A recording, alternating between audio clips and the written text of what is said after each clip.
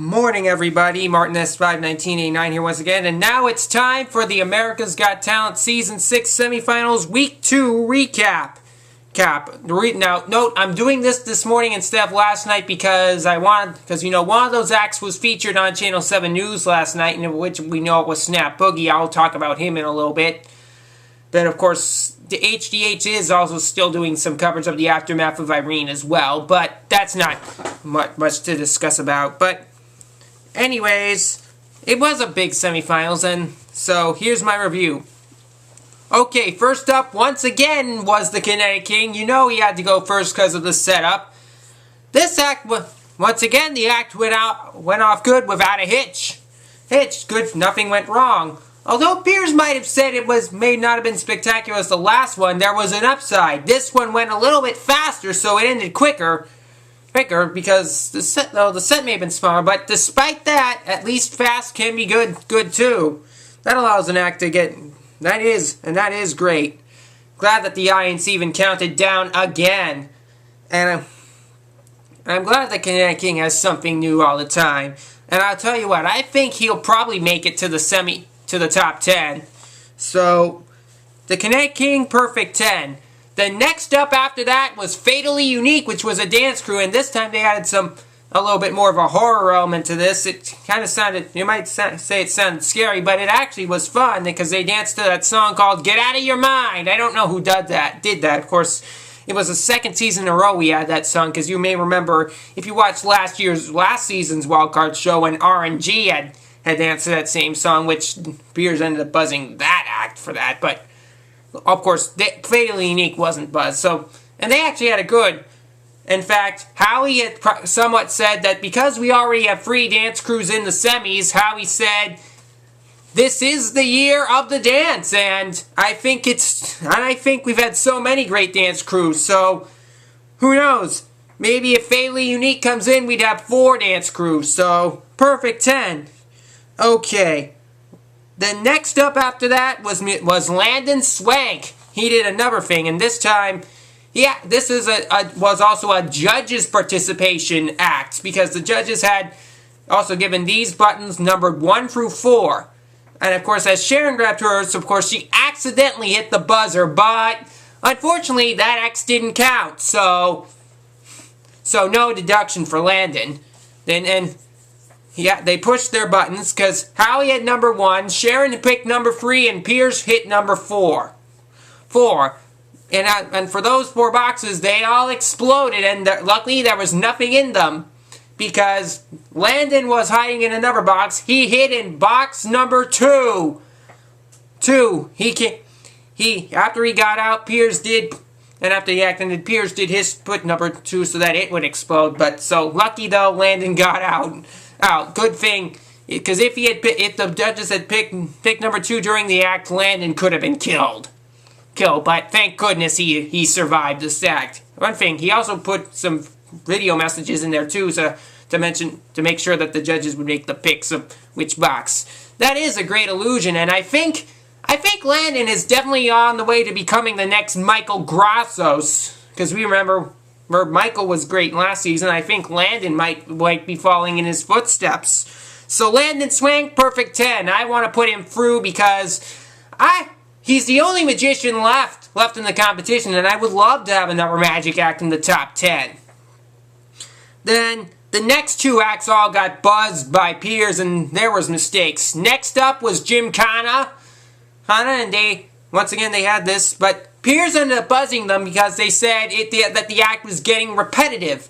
Of course, they also put a ring of fire, but unfortunately, while they went through, the ring of fire then started to fall down, and one of the members ended up, and that mistake, Jim Kana's performance ended prematurely, but it was due to the mistake. The other 2 judges didn't buzz, so this was an act that ended early, other than free X's. Thank goodness.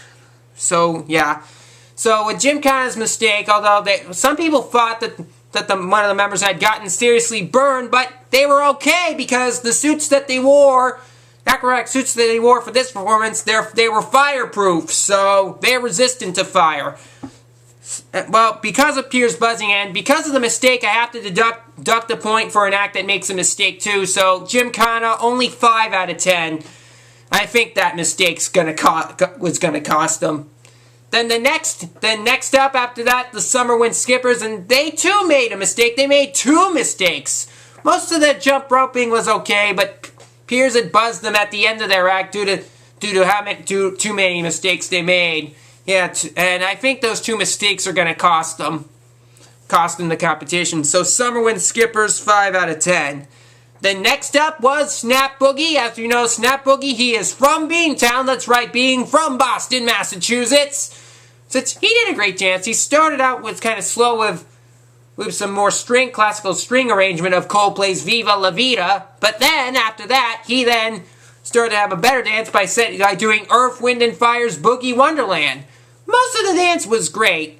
Of course, Piers probably didn't get all the dance, unfortunately, well, at the beginning, but at least most was okay. I'm not too sure if Snap Boogie will go through, but he gets a good score. Only 9 out of 10, but still great. Great, but even if Snap doesn't go through, that's okay. At least he has come so far.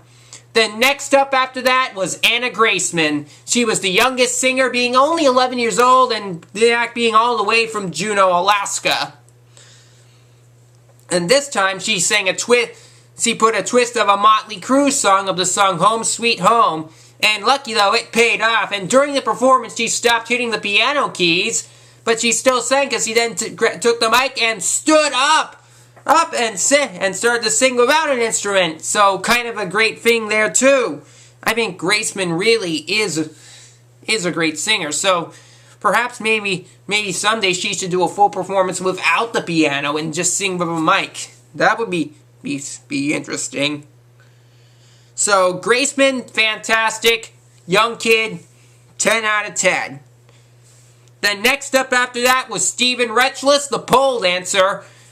Of course, most of the pole dancing was okay. He added a few other dancers too to increase the choreography. Unfortunately, Piers buzzed him again, because you remember Piers had buzzed Stephen in the quarterfinals too. For that, because in that quarterfinals, Piers had said there are no male pole dancers. Unfortunately, he probably doesn't like the idea of pole dancing. Piers probably doesn't like the idea of a male pole dancer anyway, so it's not $1 million act.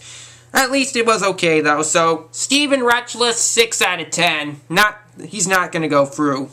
The next up after that were the Smage Brothers riding shows. Once again, they had another fantastic act, but in addition to bringing that usual other person that usually comes out and the one who has to sit and be risking his life to get through the motorcycles, they brought more family members out, including their grandmother.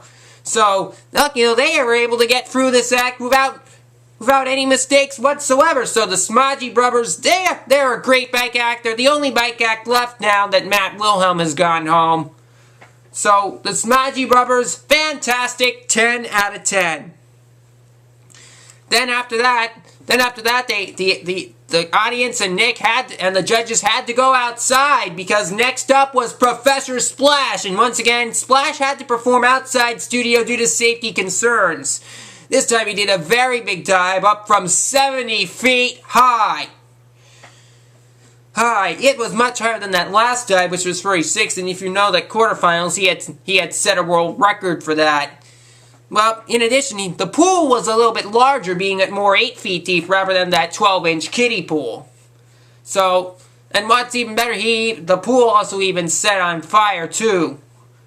With flames. Quite a rarity, even though water would put out fire, though the fire might have been resistant to the water. So Splash took a big dive.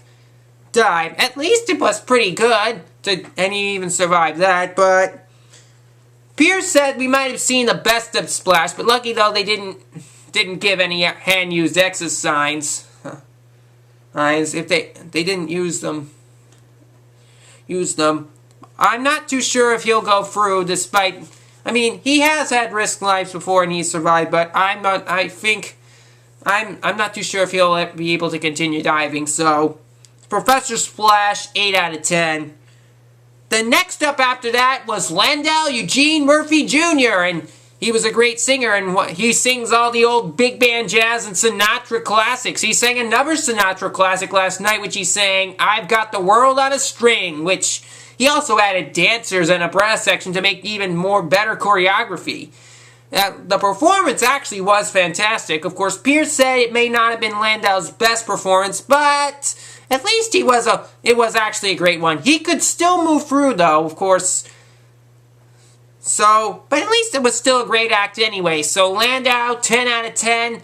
Then last but not least was the silhouettes. And once again, they had performed behind screen. They also had some little thing too to even bring more realistic images. But once they were behind that screen and did more dancing in silhouettes, they always create new things.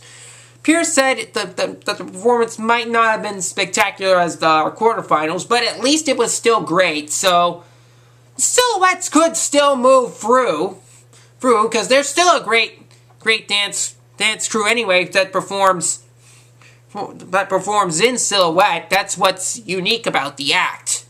So silhouettes, 10 out of 10. So there you go. Anyways, I do have a top 7 listed, but I'm going to put an 8 fact so I can have a recognition. But anyways, my top 5 picks for who I want to go through are the Kinetic King, Fatally Unique, Landon Swank, Anna Graceman, and the Smage Brothers writing shows.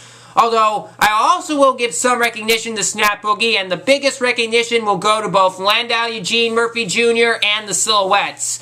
Now, Snap Boogie might not go through, but at least Landau and the Silhouettes get recognition because they could go through as well. And if either of them goes through, or if both of them go through, that's okay because they are great acts too.